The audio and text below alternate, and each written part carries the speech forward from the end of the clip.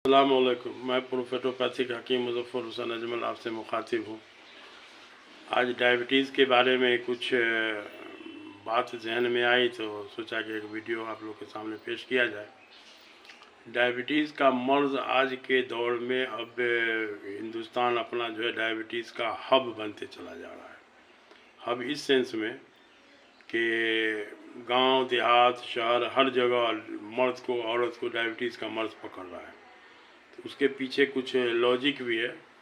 मामला ये है कि जैसे एक बात जानकारी के लिए सुन लीजिए कि जापान में डायबिटीज़ बहुत कम लोगों को है।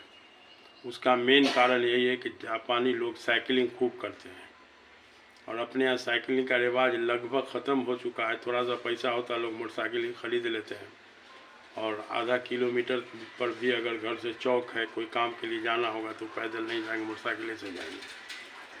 तो जाहिर सी बात है कि साइकिलिंग बेहतरीन एक्सरसाइज था जिसका फ़ायदा जापानी लोगों को मिल रहा है। लेकिन अपने यहाँ के लोग जो है वो अब मेहनत का काम छोड़ दिया। डायबिटीज़ का मेन 3 कारण है, इसको हमेशा याद रखा जाए। एक है भूख से ज़्यादा खाना खाना, मेहनत का काम न करना, तीसरा है टेंशन वाली ज़िंदगी। एक कारण इसमें हम और कुछ दिनों से जोड़ने लगे हैं, चौथा कारण है ऐसा खाना खाना जिसमें विटामिन बी कम्प्लेक्स की बहुत शदीद कमी हो। इसलिए कि उसका प्रूफ जो है वो कलकत्ता वगैरह में आता है। कलकत्ता में हमने देखा है कि हाथ रिक्शा खींचने वाला लोग जो है अब कितनी मेहनत करता है बेचारा, घोड़ा वाली मेहनत करता है, घोड़ा की तरह, जानवर की तरह से रिक्शा खींचता है। उसके बावजूद हमने उसको डायबिटीज़ होते देखा है। तो मसला ये है कि उसके डायबिटीज़ का मेन कारण जो है वही टेंशन वाला और खाने में उसके विटामिन बी कम्प्लेक्स की शदीद कमी होती है। अब उसका नाश्ता ध्यान दीजिएगा तो मैदा का पूरी कलकत्ता वगैरह में चलता है। दिन में भात दाल आलू की तरकारी, रात में रोटी आलू की तरकारी। इसके अलावा बेचारे की ज़िंदगी टेंशन वाली होती है। रोड साइड में कहीं पर रात में रिक्शा लगा दिया, वही का सीट को खींच के नीचे जो है वो तकिया बना लिया, सो गया वहीं पर, बाल बच्चा से दूर। तो जाहिर सी बात है कि टेंशन की ज़िंदगी, मेहनत का काम करने के बाद भी वो विटामिन बी कम्प्लेक्स की कमी वाला ग़िज़ा मिलता है उन लोग को। तो उसी चक्कर में आम तौर पर उन लोग को भी अब डायबिटीज़ हो रहा है। न तो पहले मेहनत का उसको डायबिटीज़ नहीं होता था। तो अब चले आइए तो घर की औरत में भी इसमें सबसे पहला एक कारण अगर बताया जाए अभी के दौर में घर की औरतों का या जनरल आदमी का, तो रात का खाना देर से खाना ये बहुत ख़तरनाक आदत है। आज हम लोग जो है होल सेल में रात का खाना देर से खाने में मुसलमान लोग इसमें फंसे हुए हैं। जबकि मुसलमान के लिए हदीस का मफ़हूम था कि अपने रात के खाने को ज़िक्र और नमाज में पचाओ, खाना खाकर फ़ौरन सो न रहा करो, इससे तुम्हारे दिल जंग आलूद हो जाएंगे। तो अब आप समझ सकते हैं कि दिल में जब पंपिंग सेट में जंग लगेगा तो कहाँ कहाँ दिक्कत हो सकता है। तो बहरहाल अगर कोई हमसे बोले कि एक लाइन में आज के दौर में मरीज़ होने का कारण बताइए, तो हम बोलेंगे रात का खाना देर से खाना। और लंदन में एक कहावत भी है, इंग्लैंड वगैरह में, कि किसी को अगर मारना है तो उसको रात का खाना 10 बजे रात के बाद खाने दो। अब समझिए कि ये इसी से ब्लड प्रेशर, डायबिटीज़ का मर्ज़ भी बहुत हो रहा है। और इस मर्ज़ में हम लोग ऐसे मुब्तला हैं जो लगता है कि इससे बहुत सारे लोगों को हम इलाज के दौरान में जब बताते हैं तो बोलते हैं कि तो हमसे होबे नहीं करेगा। हम लोग खोल के बोल देते हैं कि बाबू अगर अब रात का खाना इशा के पहले नहीं खा सकते हैं, आपके डायबिटीज़ का इलाज दुनिया की कोई ताकत नहीं कर सकती। अब हमारी दवा का मानी ज़िंदगी भर दवा खाना चाहिए तो इलाज नहीं ना हुआ। दवा का मानी 2-4-6 महीना खा लीजिए, उसके बाद मर्ज़ छूट जाना चाहिए। तो बहरहाल इसलिए हम लोग बता देते हैं कि अगर रात का खाना आप इशा के पहले खा सकते हैं तो इंशाल्लाह इलाज आपका हो जाएगा। इलाज मर्ज़ नहीं है। तो अब है कि इस तरह की बात बहुत तरह का आता है। अब गलतफहमी सब ऐसी सी फैली हुई। एक दिन एक डायबिटिक पेशेंट हमको फ़ोन किया कि हम सेब खाएंगे, डॉक्टर साहब ने हमको सेब खाने से मना किया है। तो हमने उनको घुमा के जवाब दिया कि डॉक्टर साहब ने आपको रोटी खाने से मना किया है? तो उन्होंने कहा कि ना, रोटी खाने से तो मना नहीं किया। तो हमने उनको समझाया कि रोटी में जो कार्बोहाइड्रेट है, जो ग्लूकोज़ है, उसको पचाने के लिए इंसुलिन मस्ट है, इंसुलिन की ज़रूरत है। लेकिन सेब में जो मिठास है वो ग्लूकोज़ नहीं बल्कि फ्रक्टोज़ होता है। उस मिठास को पचाने के लिए कोई इंसुलिन की ज़रूरत नहीं, वो पचा हुआ होता है। तो उसी तरह का मिठास जितना भी फल मौजूद है, सब फल में वही मिठास होता है, फ्रक्टोज, और साथ ही शहद में भी वही मिठास है। इसलिए शहद भी डायबिटिक पेशेंट को किसी भी हालत में नुकसान नहीं करता है। और फल के मामला में जितना भी फल है सब डायबिटिक पेशेंट इत्मीनान से खा सकता है, कोई दिक्कत की बात नहीं है। यहाँ तक कि किशमिश, मुनक्का, खजूर, इंजीर में भी फ्रक्टोज है, तो इसलिए इसके खाने में भी कोई कहीं से कोई दिक्कत नहीं। हाँ, एक बात है कि अगर किसी को नुकसान अगर इस खाने से हुआ तो 100% हम यही कहेंगे उसके दिमाग में जो गलतफहमी बैठी हुई है, उसी गलतफहमी की वजह से नुकसान हुआ। इसलिए कि 5 कट्ठा की डिग्री लिए हुए डॉक्टर लोग तो मना करते हैं कि मिठा है तो फलाना है, तो जाहिर सी बात है कि हम लोग के बात पर उन लोगों को यकीन थोड़ा सा देर से होता है, दिक्कत से होता है, इसीलिए नुकसान करता है। नहीं तो थ्योरेटिकली जो है वो फ्रक्टोज वाली चीज़ किसी भी हालत में नुकसान नहीं करेगा। वो पचा हुआ भोजन होता है, मतलब उसके पचने के लिए कोई तरह का मतलब इसमें जुगाड़ यानी कि इंसुलिन की मदद की कोई तरह की ज़रूरत नहीं है। तो बहरहाल गलतफहमी के वजह से आदमी मरीज़ बनता है। इसके बारे में एक वाक़या और सुन लीजिए, याद आ गया, 1987 की बात है, पता नहीं डॉक्टर अब जिंदा होगा कि नहीं। डॉक्टर एलन नाम का एक क्रिश्चियन डॉक्टर लंदन में था जो डायबिटिक स्पेशलिस्ट था। तो वो डॉक्टर के पास एक यहाँ के पाकिस्तान का एक बहुत बड़ा पैसा वाला आदमी, इंडस्ट्री का मालिक जो है, पहुंचा इलाज कराने के लिए। डायबिटिक पेशेंट होने के बाद उसका पता ले लिया गया। तो आज के दौर में तो पैसा वाले लोगों को लंदन या अमेरिका में इलाज समझ में आता है। तो अब जो वहाँ गया तो डॉक्टर ने पूछा कि तुम कौन हो, कहाँ से आए हो? तो इसने कहा कि हम फलाना नाम है हमारा, हम पाकिस्तानी हैं, हम पाकिस्तान से आए, हम डायबिटिक पेशेंट हैं, आपसे इलाज कराने के लिए आए। तो उसने, हम मुसलमान हैं। तो बाज़ाब्ते उसने कहा कि तुम झूठ बोलते हो। ये थोड़ा सा चौंक गया, कहा सर इसमें झूठ बोलने की क्या ज़रूरत है, हमारा अच्छा खासा कारोबार है पाकिस्तान में और हम डायबिटिक पेशेंट हैं, इसमें झूठ की क्या ज़रूरत है, और आपके यहाँ डायबिटीज़ का इलाज कराने के नीयत से आए हैं। तो उन्होंने कहा कि तुम्हारे प्रोफेट मोहम्मद सल्लल्लाहु अलैहि वसल्लम ने जो तरीका बताया था खाने का, यानी सुनते नहीं कि एक तिहाई खाने के लिए, एक तिहाई सांस के लिए, एक तिहाई पानी के लिए, तो उस तरीका पर अमल करने वाले को कभी गारंटी है ज़िंदगी में डायबिटीज़ नहीं होगा।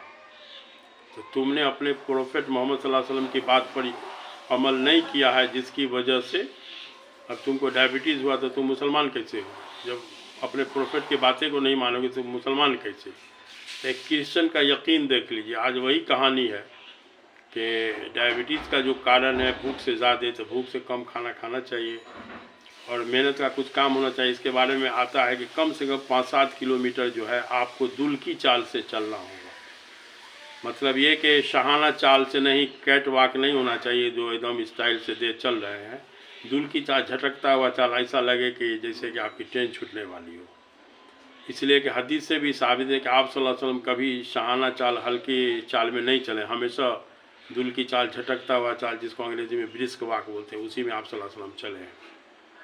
तो अब है कि उस चाल से 5-7 किलोमीटर आपको रोज़ चलना है। उसका तरीका है, सुबह में आप निकलिए और 5-7 किलोमीटर में जितना टाइम लगता है तो उसके हाफ टाइम के बाद जो है वहाँ से घूम के वापस हो जाइए, आप अपने मकाम पर पहुँच जाइएगा। और लेडीज़ लोग को हम बता देते हैं कि आप जो है कॉलोनी में रोड पर नहीं बउआइए, बल्कि अपने घर ही में छत पर, सीढ़ी पर चलने का एक मामूल बना लीजिए। 3 बेर 4 बेर 5 बेर धीरे धीरे बढ़ाइए, एक्सरसाइज भी हो जाएगा आपका, पैदल चलना भी हो जाएगा। तो इलाज करना है तो ये सब थोड़ा क्रियाक्रम करना पड़ेगा। अब चले आइए तो मेंटली टेंशन के लिए सबसे बड़ी बात है कि अपने सारे मामलात को अल्लाह ताला पर छोड़ देना है कि अल्लाह जो कर रहे हैं अच्छा कर रहे हैं, जो करेंगे अच्छा करेंगे, और जो हो चुका अच्छा हो गया हमारे साथ। तो इसीलिए जो है आदमी इस तरह के मामलात में आदमी टेंशन से फ्री होने का यही एक तरीका है। नहीं तो आदमी तो टेंशन में अजीब अजीब तरह की बात आ जाती है। और आजकल लोग टेंशन को खरीदता है, बेमतलब का टेंशन बनाता है। अब कहीं जो है वो अपने बगल में कोई आदमी, एक बैग तेज़ी में तरक्की कर रहा है, उसके बारे में हम टेंशन में पड़े हुए हैं। तो बहरहाल टेंशन को साइड करना पड़ेगा और उसके लिए अल्लाह के सामने आपको पूरा अपने आप को समर्पित हो जाना होगा। और अल्लाह ताला के सामने समर्पित हो जाने के बाद फिर आप टेंशन फ्री हैं। अच्छा, नमाज ही के बारे में एक बात बीच में याद आ रही है कि नमाज के रुकू को अगर तरीके से कीजिएगा, रुकू का मानी कि पैर आपका एकदम सीधा होगा और कमर जो है, कमर के बाद से पूरा जो है वो सीना वगैरह एकदम 90 डिग्री पर झुकेगा। मतलब आपके सीना में और पैर के बीच में 90 डिग्री का एंगल बनना चाहिए। तो इस तरह का जब आप रुकू करते हैं तो रुकू से उठने के बाद ऐसा लगेगा आपके स्पाइनल कॉर्ड पर कुछ ऐसा ट्रैक्शन टाइप का कुछ खिंचाव आवेगा, जिसकी वजह से आप जब रुकू से ऊपर उठिएगा तो लगेगा कि कोई जो है पीछे से ऐसा अच्छा खिंचाव पड़ा जो लगा कि टेंशन दिमाग एकदम हल्का हो गया। इसलिए नमाज में शिफा जो है तो बहुत सारी बात है। अब हम लोग का रुकू गड़बड़ होता है, अब कमान की तरह हम लोग मुड़ जाते हैं, कुछ लोग को मुड़ने भी नहीं आता है ठीक से। तो इसीलिए रुकू को तरीके से किया जाए, नमाज की पाबंदी रहे। और बाद बाकी जो है वो डायबिटीज़ लाइलाज मर्ज नहीं है, इसको दिमाग से खुरुच के निकाल दिया जाए इस नियत से कि जब तक इसको लाइलाज समझते रहेगा, जैसा कि हमारे एलोपैथ वाले डॉक्टर लोगों का फतवा है, अब उन लोग ने इसका कारण को ठीक से समझा नहीं है। इसलिए जब कारण आप नहीं समझिएगा तो उसका निवारण भी आप नहीं कर सकते हैं। अब उसमें जो कुछ दवा सब है बड़ी इफ़ेक्टिव है, लेकिन वो दवा का यही है, दवा की ज़िंदगी भर आपको खाना है।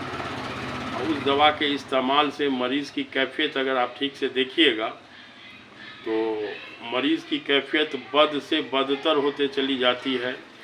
इसलिए डायबिटीज़ को हम कभी बार एड्स का छोटा भाई भी मानते हैं, इस सेंस में कि आदमी की इम्यूनिटी एड्स में जैसे ज़ीरो हो जाती है उसके बाद आदमी मर जाता है, इसमें है कि इम्यूनिटी ज़ीरो नहीं होती है लेकिन ज़ीरो के करीब ज़रूर पहुंचा देता है। लगेगा डायबिटिक पेशेंट के कोई कब्र से उठ के कोई आया हुआ है। तो इस तरीके से बात जो है थोड़ा सा इसमें हरकत वाली ज़िंदगी होगी, इंशाल्लाह कोई डायबिटीज़ नहीं होगा।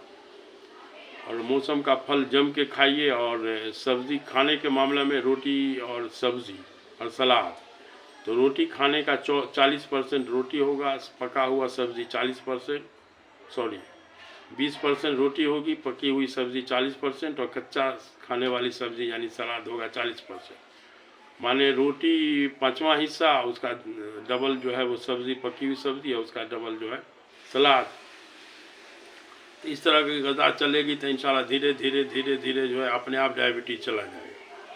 तो अब इसमें यह है कि अब शहद के बारे में बहुत सारे लोगों को दिमाग में भ्रम सब बैठा हुआ है। तो शुरुआत में हम लोग जो इलाज करते हैं, मरीज़ को दवा देते हैं, तो पहले अंदाज़ लगा लेते हैं कि मरीज़ अगर फुल कॉन्फिडेंस वाला है तो ठीक है शहद के साथ दवा खाइए, और फुल कॉन्फिडेंट वाला नहीं है तो फिर बगैर शहद के दवा खाइए, नहीं तो नुकसान करेगा उसका ढुलमुल यकीन और बदनाम कर देगा शहद को।